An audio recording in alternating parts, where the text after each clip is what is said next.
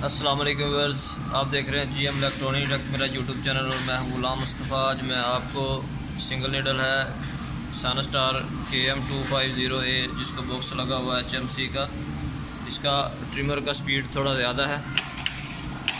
Trimmer की जो speed है वो कैसे कम किया जाता है वो मैं आपको बताऊँगा। उससे पहले जो भी चैनल पे न्यू है चैनल को जल्दी से सब्सक्राइब कर लें, वीडियो को लाइक करें, शेयर करें। चलते हैं वीडियो की तरफ। सबसे पहले P वाला बटन प्रेस करेंगे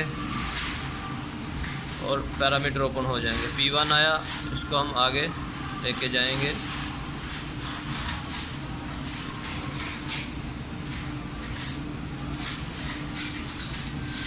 फोर्टी फोर आ गया, इसको S प्रेस करेंगे।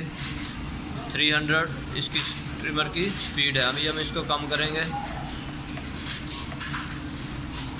और S वाले बटन से 200 करके S वाले बटन से सेव करेंगे और P वाले बटन से वापस जाएंगे और मशीन को चला के चेक करते हैं। ये देखें, ट्रिमर की स्पीड जो है नॉर्मल अपनी हालत पे आ गई।